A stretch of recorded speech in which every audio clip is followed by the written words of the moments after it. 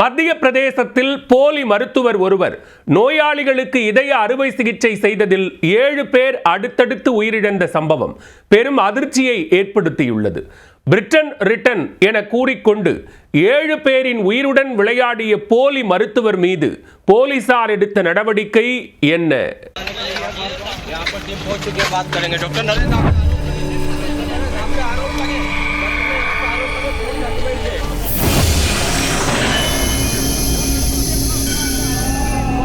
ஆயிரம் பேரை கொன்றால் தான் அறை வைத்தியன் என்ற கூற்றை உண்மையாக்கி இருக்கிறார் இந்த மத்திய பிரதேச போலி மருத்துவர். நோயாளிகளுக்கு ஊசி மாத்திரையுடன் நிறுத்திக் கொள்ளாமல் மனம் போன போக்கில் இதய அறுவை சிகிச்சைகளை செய்து 7 பேரை தீர்த்து கட்டி போஸ்ட்மார்ட்டத்திற்கு அனுப்பியிருக்கிறார்.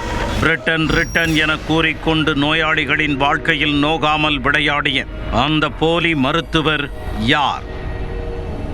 மத்திய பிரதேச மாநிலம் தாமோ மாவட்டத்தில் கிறிஸ்தவ மிஷனரிக்கு சொந்தமான மருத்துவமனை ஒன்றில்தான் இந்த அசம்பாவித சம்பவம் அரங்கேறியிருக்கிறது.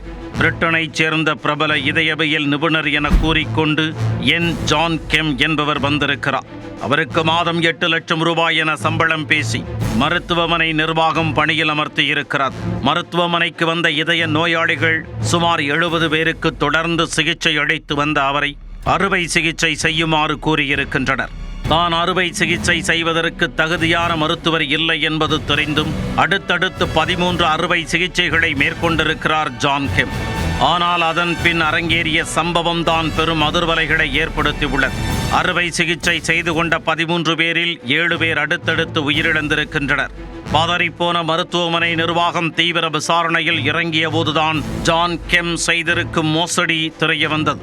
ஜான் கெம் என்பது அவரது பெயரே கிடையாது என்பதும் அவரது உண்மையான பெயர் நரேந்திர விக்ரமாதித்ய யாதவ் என்பதும் தெரிய வந்துள்ளது. அவர் பிரிட்டன் ரிட்டன் என்பதெல்லாம் போலியாக சித்தரிக்கப்பட்டது என்பதும் அம்பலமானது. இதையடுத்து அந்த மருத்துவமனையில் சிகிச்சை பெற்று வந்த நோயாளிகள் பலரும் ஜபல்பூரில் உள்ள மருத்துவமனைக்கு மாறியுள்ளனர். இந்த விவகாரம் விஸ்வரூபம் எடுத்துள்ள நிலையில் மாவட்ட சுகாதாரத்துறை அதிகாரிகள் மற்றும் போலீசார் சம்பந்தப்பட்ட மருத்துவமனையில் சோதனையில் இறங்கினர்.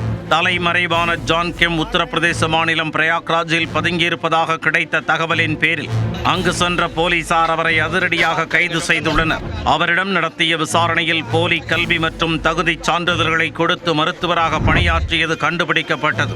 மருத்துவ பயிற்சிக்காக அவர் வைத்திருப்பதாக கூறிய உரிமம் பதிவு செய்யப்படவில்லை. அவர் முறையான தகுதிகள் இல்லாமல் ஆஞ்சியோகிராபி மற்றும் ஆஞ்சியோபிளாஸ்ட் அறுவை சிகிச்சைகளை நடத்தியது விசாரணையில் தெரிய வந்துள்ளது. இவர் மீது தெலுங்கானாவின் ஹைதராபாத்தில் ஏற்கனவே ஒரு வழக்கு பதிவு செய்யப்பட்டிருப்பதும் தெரிய வந்திருக்கிறது. போலி மருத்துவரால் மேலும் பலர் உயிரிழந்திருக்கக்கூடும் என கருதப்படுவதால் போலீசார் விசாரணையை தீவிரப்படுத்தியுள்ளனர்.